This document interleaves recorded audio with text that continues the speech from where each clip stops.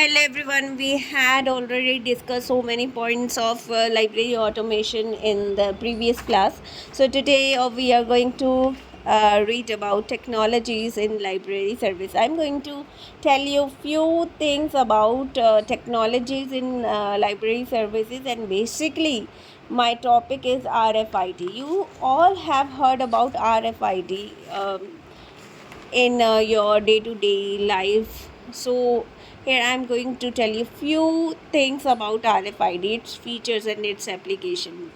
Definitely. So the full form of RFID is radio frequency identifier.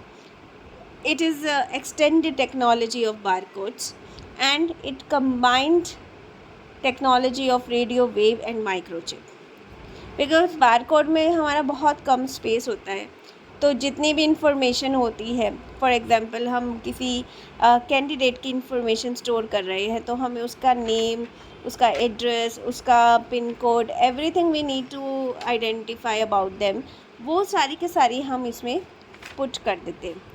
ठीक है. तो RFID is the data transmission and power supplied through radio wave technology, हम ये कह सकते हैं.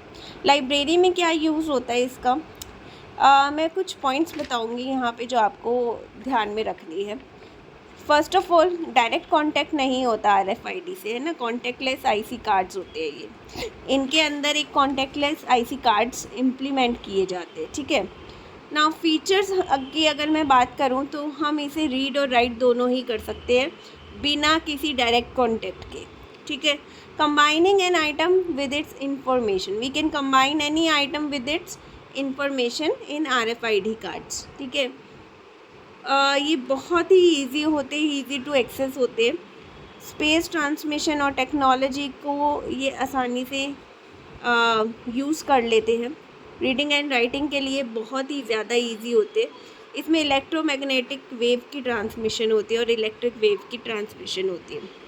एप्लीकेशन ऑफ RFID कैसे यूज़ होती है, अब मैं ये आपको बता देती हूँ. जब हमने RFID कार्ड बना दिया, ठीक है, उसी के साथ हमें LMS को भी इंस्टॉल करना पड़ेगा. जब ये दोनों चीज़ें हमारे पास में हैं तो LMS हम सेल्फ इशू और रिटर्न पर्पस के लिए यूज़ करेंगे. उसमें से हम बारकोड को आसानी से निकाल लेंगे.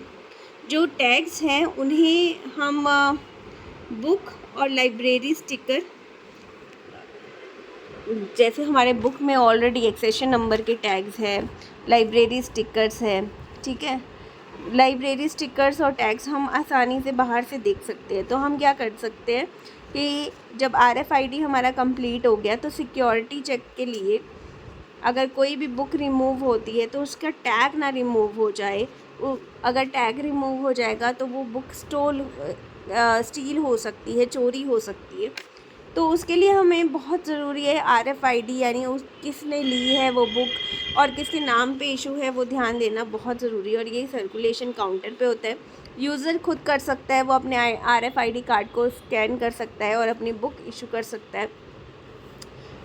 देन बोथ द टैग्स जब एक्टिवेट हो जाते हैं, बुक का एक्सेशन नंबर और RFID की डिटेल्स, तो फिर हमारे लिए इजी रहता है उस बुक को टाइम पे इशू और रिटर्न करना. So this is the work of RFID.